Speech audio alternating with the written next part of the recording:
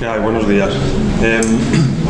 Vamos a empezar por la continuación, o sea, para acabar lo de las arritmias, y era la continuación de la charla del miércoles pasado, que me quedó el bloqueo AV. Voy a ir rápido. Bueno, entonces el bloqueo AV congénito, actualmente, el diagnóstico es muy sencillo: frecuencias cardíacas lentas y con una frecuencia auricular superior a la frecuencia ventricular. Actualmente no hay consenso para los fetos que están expuestos a autoanticuerpos maternos, ni de si tratar o no a las prolongaciones de la conducción AV, lo que se llaman los bloqueos AV de primer grado.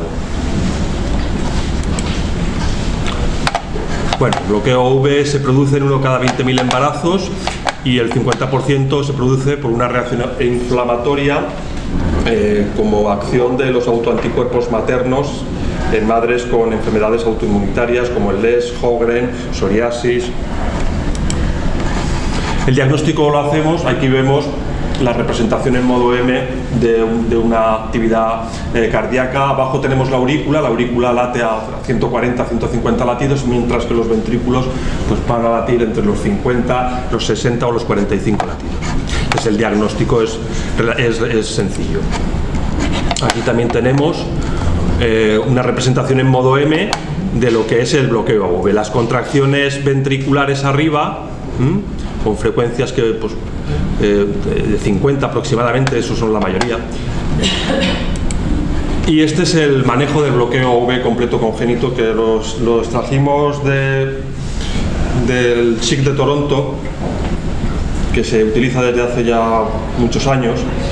Entonces, con respecto al manejo, decir primero que solamente se empieza el tratamiento con corticoides, o sea, con dexametasona, cuando hay bloqueo AV. El asunto es cuando existe una madre que tiene, una señora que tiene autoanticuerpos positivos, pero sin embargo el feto está normal, en ritmo sinusal. Bueno, pues entonces esa señora tiene una probabilidad del 1 al 2% o sea, el feto tiene una probabilidad del 1 al 2% de padecer un bloqueo AV completo. ¿De acuerdo? Si nunca ha tenido fetos con bloqueo AV. ¿Antirolentrilar? ¿Las dos? Sí. ¿Una u otra o uno más que el otro? Porque hay quien dice que... Sí. Bueno, ahí el LA dicen que es superior, pero bueno. Entre el 1 y el 2%. Del 1 al 2%. La probabilidad de que esa mujer, de que ese feto venga con un bloqueo AV. Si por el contrario, si ya ha tenido un feto con bloqueo AV, entre el 15 y el 20%. ¿De acuerdo? Esa señora que tiene autoanticuerpos positivos y el feto está en ritmo sinusal, a frecuencias cardíacas normales, la mayoría de la gente no da dexametasona, ni inmunoglobulinas, ni plasmaféresis. Que no existe nada demostrado que pueda evitar o prevenir el bloqueo AV. Se han hecho muchos estudios,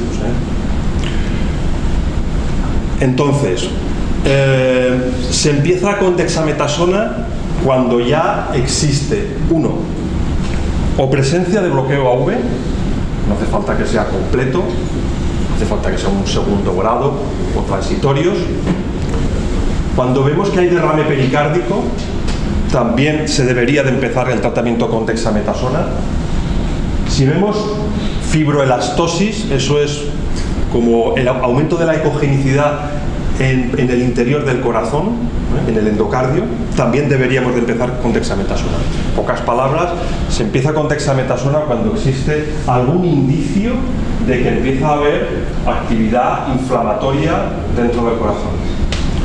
Vale, entonces, las dosis de dexametasona son altas, son a 4 miligramos por kilo, 4 miligramos al día. Eso puede provocar alteraciones a hipertensión, diabetes, y en el feto también puede provocar trastornos neurológicos. Es decir, que no está exento de complicaciones el tratamiento con dexametasona a dosis elevadas, que se deben de mantener durante el resto de gestación, y a lo mejor empiezan en la semana 25 o la semana 26. Con frecuencias cardíacas superiores a 55 latidos minuto y la función ventricular es normal, la dexametasona. Con frecuencias cardíacas menores a 55 y función ventricular anormal, le añadimos Prepar. Una cada 8 horas, una cada 6 horas, y se va viendo si esa señora tolera bien los beta estimulantes estos, Se sigue el embarazo 1 o 2 veces por semana, y si no hay incidencias, la función ventricular es normal y no hay hidros, el parto se deja acabar hasta el final y se hace parto cesárea sobre las 37 semanas. Si hay hidros, se hace cesárea y implantación de marcapasos. Miguel, cuando tienes antecedentes también le das dexametasona de un bloqueo AV completo en el eje anterior. Esa es la la mayoría de la gente no hace nada. O sea, es una señora, ayer vino el último bloqueo y entonces el niño ya tiene 4 meses, no le hemos puesto marcapasos, está a 55 latidos minuto y está perfecto. El ventrículo izquierdo está bien. Entonces, me preguntan, ¿nos vamos a quedar queremos tener otro niño? ¿Qué puede pasar? Pues ya no tienes el riesgo del 1% o el 2%, la madre parece que ya tienes, se te ha incrementado entre un 15 y un 20%. ¿Podemos hacer algo para prevenirlo? No está demostrado. Se han hecho plasmaféresis, se han hecho tratamientos con inmunoglobulinas y se ha hecho tratamiento con dexametasona. Desde mi punto de vista, quedarse de brazos cruzados, o sea, no sé cómo explicar, ¿no? Parece que el cuerpo te pide hacer algo. Con un 20% de riesgo realmente, la dexametasona actúa como un inmunosupresor, parecería razonable actuar mediante inmunosupresión. Y estoy recordando varios casos que hemos tenido aquí en la casa. Uno de sus síndrome de Sjögren más pesada que un... hicisteis plasmaféresis, efectivamente también, es decir, y dexametasona desde el principio, desde la semana 20 o 10 y tantas. Y en esos casos, en los que tienes anticuerpos positivos, que has tenido antecedente o no, pero tienes anticuerpos positivos y tiene una frecuencia cardíaca normal, en esos valdría la pena medir lo del PR para saber a qué casos realmente deberías tratar. Claro, sí, eso es lo que se intenta. Seguirlos desde la 18, por ejemplo. Pues el bloqueo se puede medir. Lo puedes predecir. Claro, esa es la pregunta. ¿Cuándo qué hacemos cuando tienes unos anticuerpos positivos y un anticuerpo anterior que ha tenido bloqueo? Y la mujer ahora, ¿desde cuándo? ¿Desde qué edad estacional? Los bloqueos empiezan a partir de la semana 21, semana 22, semana 23. Empieza a aparecer la lesión. Vale. Entonces lo que tú dices es, entonces no vamos a quedarse esperando a ver que venga y tal, podemos medir el PR. O sea, digamos, como una conducción a uno, se puede medir. O sea, grados iniciales de bloqueo, sin llegar a ser completo. Eso se puede hacer por ecografía. No está demostrado que la ecografía del PR sirva para, los trates y evite el bloqueo. Además, es muy difícil medir el PR, porque te vas un poquito de nada, o sea, ¿me entiendes? O sea, hay mucha variabilidad. No, yo lo hago con doble. Exacto. Pero con poquito que te vayas, enseguida te puedes ir a 0,12, 0,13. La verdad es que en esos casos, cuando ya han tenido un niño... Mi pregunta no es el que medir PRs ni nada, es cuando yo tengo que seguirla más estrictamente, claro, porque esa mujer no lo hace, tú sigues otra vez, la vuelves a ver y sigue tendremos un bien. Pues en principio, ¿para cuánto? No habría que hacer hasta que, bueno... No, pero ¿cuánto la sigo? A partir de la semana 33, 34, si no ha tenido... No, digo en intervalos, la placito todas las semanas para mirar. Sí, se hace un seguimiento semanal. Hemos empezado con la primera diapositiva que dice que puede aparecer, o sea, tú la ves normal, en 15 días la ves y ya está bloqueada. No, el asunto es de esta señora que comentaba, que ya ha tenido un niño con bloqueo, quiere tener otro niño, ¿qué haces? Entonces aquí preguntas, o sea, que hay una cosa que es lo primero que plantea esto, es decir, bueno, y entonces, ¿para qué le das dexametasona si ya está bloqueado? O sea, no, ese es el asunto. Bueno, pues se le da dexametasona porque los autoanticuerpos provocan una reacción. Es que estos efectos, el corazón no solamente afecta al nodo AV y provoca bloqueo AV, sino que afecta al miocardio y puede provocar una miocardiopatía dilatada. En realidad lo que se produce es una miocarditis. Entonces muchos de estos fetos, los que van con mal pronóstico, además de ir lentos, van con función muy deprimida. ¿De acuerdo? La dexametasona lo que va a intentar evitar es la miocarditis, porque frente a la acción sobre el nodo AV no parece que haga nada. No obstante, yo vuelvo otra vez, a mí el cuerpo, para esa señora que quiere tener otro niño, que ya ha tenido uno y que tiene un 20% de probabilidades, pues en la semana, a lo mejor, y no se yo no sé, pero se le puede poner dexametasona en la semana 16 o 18, y oye, que asuma ella los riesgos de la hipertensión, de la diabetes y de los enfermedades. Esta dexametasona no son dosis terapéutica. A dosis de 4 miligramos. Bueno, esta señora es así, Soria, que es una señora pequeñita, entonces no le pones 4 miligramos, o un poco menos, o 3, o 2. 4 miligramos de dexametasona es mucho. Fíjate tú, que se empezaron, no, por eso está todo esto, se empezaron a hacer estudios neurológicos fetales no, recién nacidos, cuando se les daba para madurar para madurar, y ha habido ahí que si tienen trastornos, que si no tienen trastornos neurológicos, ¿y cuántas dosis ponéis? 2 de dexametasona. Teóricamente, bueno, 2, pero por eso se ha visto que a partir de la cuarta, ¿entendéis? bueno, ya puede dar la zona. Estos son, esto es una barbaridad. Bueno, esto es el bloqueo AV. Paso, es que tenía que hablar del pronóstico. Sí, sí.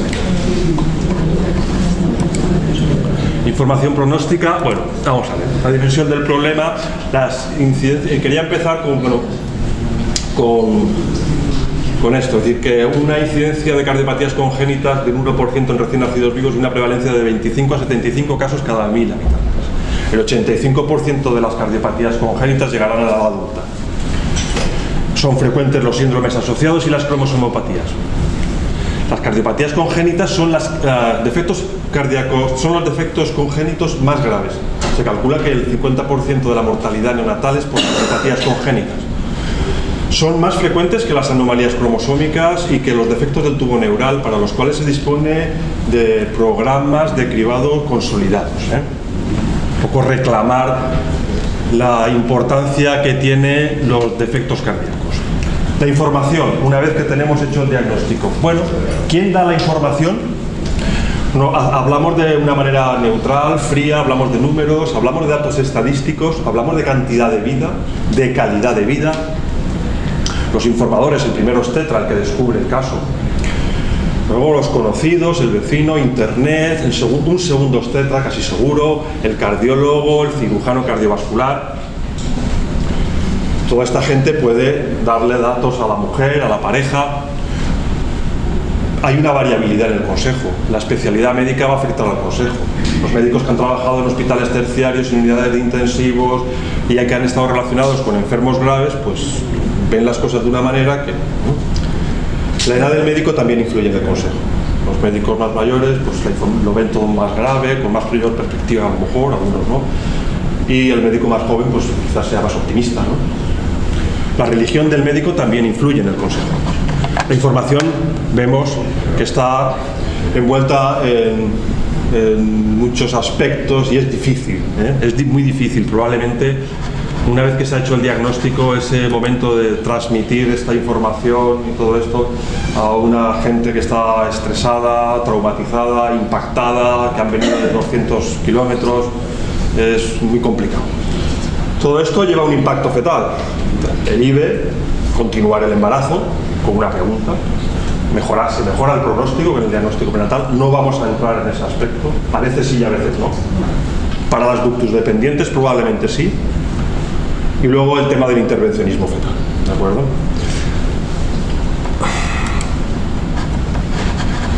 Supervivencia. Bueno, ¿cómo objetivamos las cifras de supervivencia? Son números. ¿De qué hablamos? De resultados quirúrgicos, de mortalidad. Hoy en día no se muere nadie en quirófano. No se muere nadie en quirófano, eso no está claro. ¿Por qué? Porque hay ¿no? Porque si las cosas van mal, los pacientes salen con una oxigenación con una circulación extracorpórea pequeña, se le coloca en quirófano, sale del quirófano y se va a la UCI. En quirófano no se muere nadie, ¿no?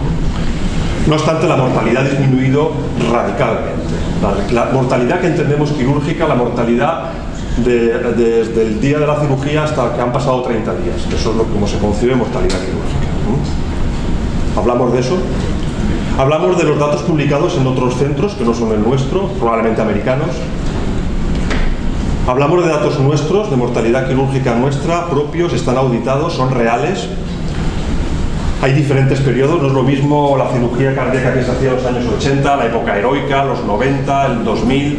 Las técnicas van cambiando cada 5 años. Los equipos quirúrgicos, aquí tenemos el tercer equipo quirúrgico en menos de 5 años.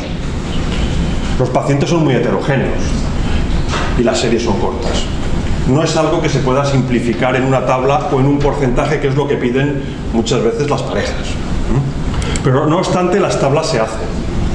Esta tabla es una tabla muy popular, se hizo en Escandinavia con un montón de pacientes a largo tiempo y es una tabla de supervivencia. Por aquí arriba, la supervivencia de los defectos CIAS, CEYUVES, ductus, estenosis pulmonares, que más o menos tiene una supervivencia muy parecida o muy similar a la población general, que es la de arriba del todo. Pero luego ya vemos aquí estas tres, la de aquí abajo, que es los corazones univentriculares, que vemos a los 10 años el 50% pues sobrevive, el 50% ha fallecido. Las transposiciones, aquí vemos que un 70% a los 10 años sobreviven, un 30% ha fallecido, y las tetralogías de Fallot un 80% viven y un 20% han fallecido. Hablamos de porcentajes, es muy difícil para la gente entender los porcentajes, porque no pensamos en números, es muy difícil. Es muy frecuente decir, por ejemplo, ¿qué probabilidades tiene? Tú le dices el 50%, y es muy frecuente que el padre que está allí diga, pues está muy bien, o sea, ve una cifra buena, o sea, lo ve bien, o sea, ve que tiene muchas posibilidades, el 50%. Perdón, es cara o cruz. Entonces ya no, es muy complicado, si a ti te dicen el 70 o 80%, pensar en números. Sobre todo pensar en números en el ambiente en el que se encuentra la pareja. Se han hecho tablas, grupo diagnóstico, lesiones, pronósticos. En el grupo diagnóstico de aquí decimos, bueno, sí que sirven. Reparación a corazón con 4 cavidades, la comunicación interventricular, la estenosis pulmonar y la CIA y el ductus, que las meten ahí, no nos sirven.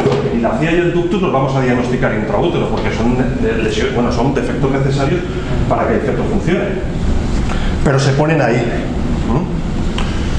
La esperanza de vida relativamente normal, con una intervención quirúrgica probablemente. Reparación a casi normal, el Fallot, las transposiciones, los canales, las coartaciones. Estos pacientes, aparte de la cirugía que vayan a tener durante la infancia, van a tener una morbilidad significativa a partir de la tercera década de la vida, o sea, a partir de los 20 años. La mayoría precisarán una segunda intervención quirúrgica. Los corazones con 4 cavidades, pero que cuando haya que operarlos va a haber que ponerles o una prótesis, o un injerto, material protésico. Esos ya indefectiblemente necesitarán reoperaciones para ir cambiando el material protésico, porque el material protésico no crece. Y ya en última instancia, en rojo, los corazones univentriculares. Los corazones univentriculares que van a precisar cirugías paliativas, hay que explicar lo que es paliativo. Y que en el mejor de los casos un trasplante cardíaco, el que llegue a sobre los 15 o los 20 años. Este tipo de tablas, por más o menos, te marcan una ruta. Esto sí que es objetivo. Tú puedes coger a la hora de informar sobre el pronóstico y decirle, bueno, cuando nazca hay que operarlo, porque no, y será normal, y la calidad de vida, madre mía, será normal, cuando nazca hay que operarlo. Eso sí que se entiende. Por ejemplo, los corazones univentriculares. A los 6 meses habrá que volver a operarlo, pero ¿de qué? De corazón, sí. Y a los 8 años otra vez. Ya lo van a entender. Eso sí que se entiende. Tú estás marcando una hoja de ruta, estás diciendo unos hechos que son incuestionables, que van a tener que suceder, y no barajamos, juicios de valor. Que sí que se pueden barajar, porque ante un corazón univentricular con esas perspectivas, tú puedes hacer un juicio de valor. Tiene mal pronóstico, narices. El pronóstico va a depender, y aquí viene una serie de cosas de que voy a pasar rápido, bueno, pues que a largo plazo, a medio plazo, porque para mí la tercera década de la vida, los 20 años, es medio plazo. De arritmias, de insuficiencia cardíaca, hipertensión pulmonar, patología de la aorta torácica, esto es un tema muy prevalente, patología de ramas pulmonares e insuficiencias valvulares. Todo este tipo de cosas pueden ir sucediendo. Las arritmias es la causa más frecuente de morbimortalidad a medio plazo, con un riesgo muy elevado de muerte súbita. Mayores grupos, el falón, la transposición y la estenosis aórtica. También van a presentar insuficiencia cardíaca. Toda siempre que haya disfunción ventricular, el remedio será el trasplante cardíaco. Patología de la aorta ascendente con dilatación aneurismática. Muchas enfermedades que vemos que ahora se sabe van a cursar con patología de la aorta. La coartación, el falot, el truncus, las transposiciones, los ventrículos únicos. Problema emergente y grave. Pero ¿qué nos preocupa? El daño neurológico. El daño neurológico, en esta tabla, conforme aumenta la severidad de la cardiopatía, en rojo, aparecen los déficits más importantes. ¿De acuerdo? Las secuelas neurológicas tradicionalmente siempre se ha dicho que eran relacionadas con la cirugía. Eso es la extracorpórea. ¿De acuerdo? Eso ha sido la operación, eso es la extracorpórea, eso es que... Bueno, ahora sabemos que no es así. Bueno, que sí que puede ser así, pero que la mayoría de trastornos neurológicos vienen ya de la época fetal. Antes de la cirugía, recién nacidos con hipoplasia de cavidades izquierdas y transposiciones, los cerebros son más pequeños, son menos maduros y además hay una susceptibilidad a la leucomalacia periventricular. Bueno, aquí se cogieron 115 pacientes operados de hipoplasia de cavidades izquierdas a 10 años y el 18% tenían retraso mental, un 36% con cocientes en los límites, un 18% con parálisis cerebral severa, educación especial, trastornos de problemas del habla. Se han hecho estudios con resonancias, se han visto malos desarrollos de la sustancia blanca, microcefalias en el 55% de los pacientes que tienen aortas pequeñas, hipoplasia de cavidades izquierdas.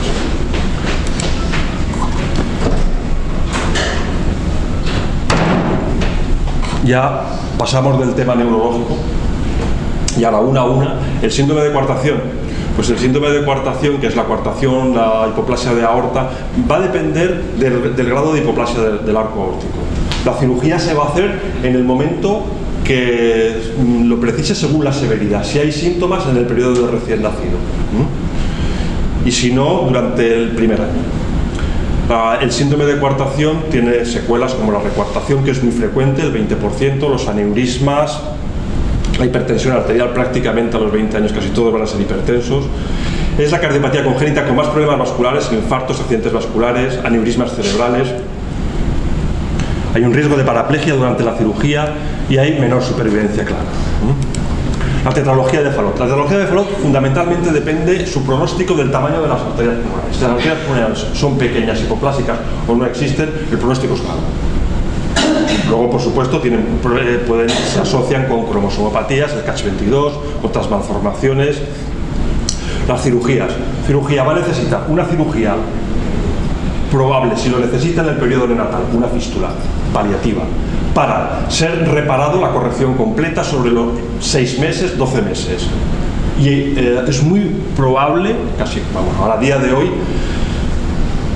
sobre la tercera década, a partir de los 20-25 años, otra reoperación con el objetivo de colocar una prótesis pulmonar, porque estos pacientes tienen insuficiencia pulmonar severa.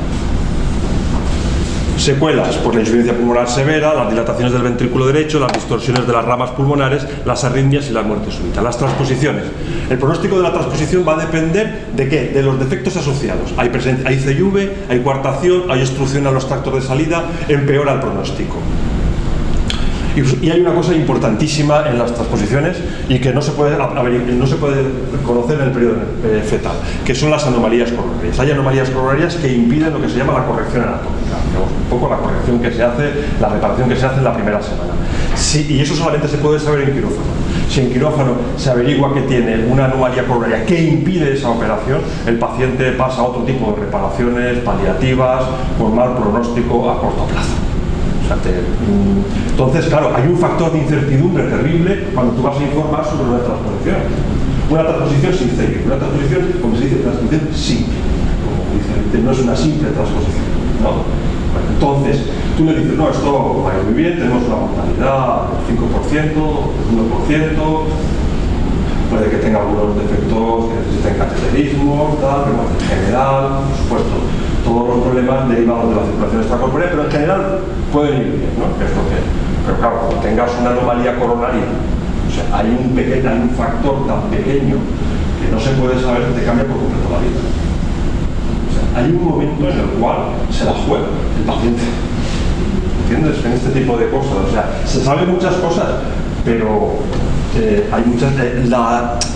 El futuro depende de pequeños datos que en la época fetal no se pueden saber, ¿no? Y eso lo tiene que saber también la pareja.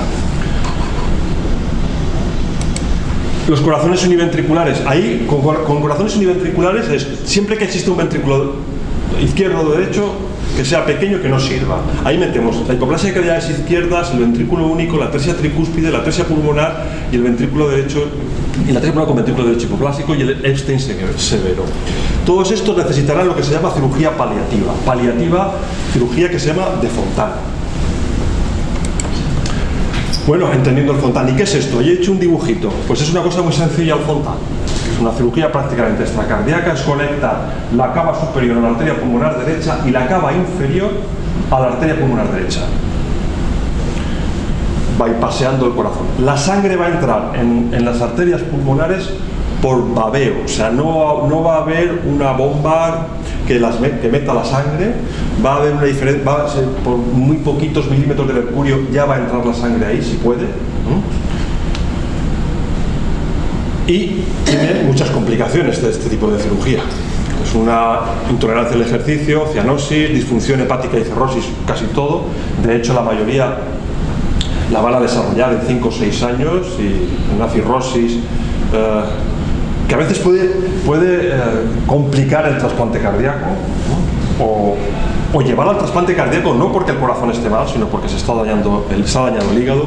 Enteropatía pierde proteínas, lo que se produce es una congestión venosa brutal, porque claro, si tú conectas todo el retorno venoso sistémico a las arterias pulmonares sin una bomba que lo introduzca, pues entonces se ponen muy congestionados, ¿eh? Y el futuro, en el mejor de los casos, es el trasplante cardíaco.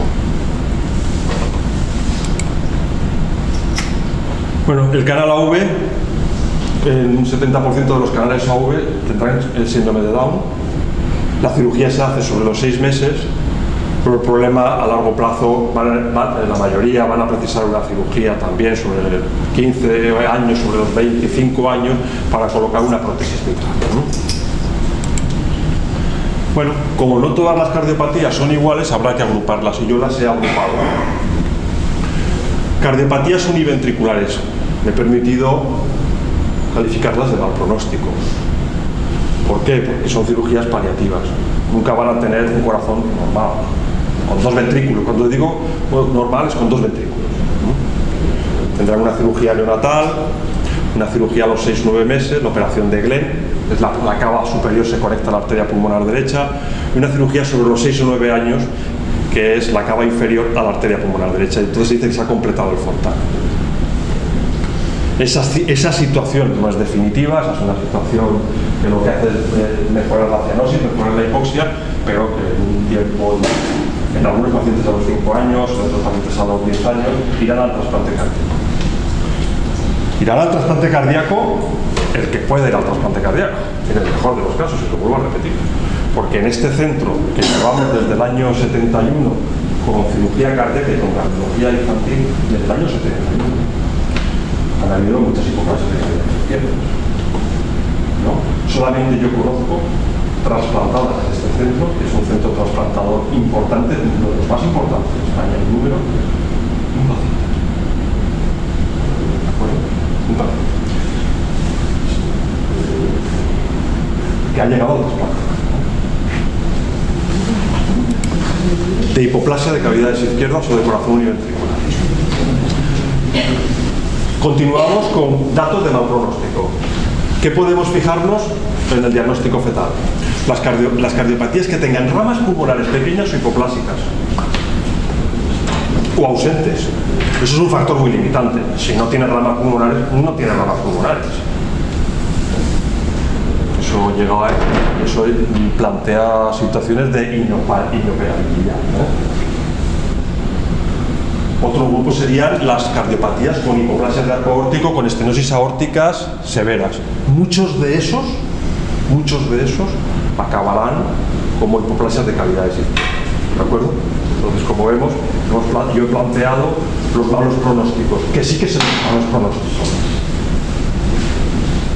Razones univentriculares, ramas pulmonares hipoplásicas o que no tienen, o unas aortas ascendentes muy pequeñas o pequeñas. ¿De acuerdo? Las cardiopatías biventriculares, falón, transposición, canal, vamos a tener dos ventrículos. Van a necesitar reparaciones quirúrgicas. Una primera cirugía reparadora. Si probablemente la mayoría de todos ellos, cuando sean mayores, no sé, a los 25 o 30 años, necesitarán una recuperación, seguro. Si se coloca material protésico, obligado.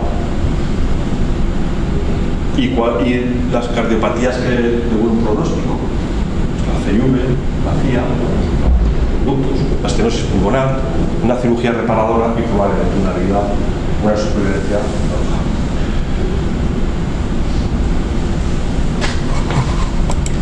Conclusiones. La mayoría de cardiopatías que se diagnostican en la época fetal, a las 18 semanas o a las 20 semanas, no son las cardiopatías que se ven en la consulta, que te mandan, la CIV, son las más graves. Lógicamente, ¿qué es lo que se ve intraútero? No sé lo que le pasa, pero le falta un ventrículo, le falta una arteria. ¿Entendéis lo que digo? Claro. Muchos enfermos van a ser crónicos, eso es cierto. La mayoría sobreviven, 85% llegan a la edad adulta. Esto ahora mismo se maneja en todas las consultas de cardiopatías congénitas del adulto. Están llegando muchos a la edad adulta. Pero todas esas curvas de supervivencia, la curva de supervivencia que hemos visto al principio, está hecha con diagnósticos postnatales. La mayoría llega a sobrevivir, sí, pero curvas de supervivencia de diagnósticos prenatales de cardiopatías, que son las más graves. O sea, tú lo que diagnosticas, le falta la aorta, le falta la pulmonar, ¿no? Esas no hay curvas de supervivencia. Es lógico porque los diagnósticos intraútero tienen 20 años de historia prácticamente. No, esto no tenemos más historia de todo eso. Sí. O menos. Como mucho. Los déficits neurológicos no los podemos olvidar, sobre todo en las formas complejas. Y nos queda hablar pues, de calidad de vida y sobre todo del gran impacto familiar que conlleva una cardiopatía, ¿no? a la pareja y a todo el entorno familiar. Y, no sé, esto es un tema muy complicado, por lo menos a mí me resulta muy complicado transmitirle a la mujer el asunto, ¿no? Muchas veces el objetivo es que se haga cargo de la magnitud, o tiene que tener mucha psicología, cómo quién entra, el entorno familiar, o sea, muchas cosas. La chiquita tiene 15 años, 18 años, 20 años, no es lo mismo estar de 18 semanas que estar de 34 semanas. Es muy complicado. Y muchas de las lo que hay que transmitir es la magnitud del problema. O sea, entonces se operará de recién nacido y ya está, no es una apendicitis. O sea, tú te partes una pierna, entras y ya al cabo de 5 años tú ya no vas más al médico. Esto es para toda la vida. Porque intentar transmitir la magnitud del problema, ¿de acuerdo? Nada más, yo creo que ya está todo. En el caso de los bloqueos AV completos, sí.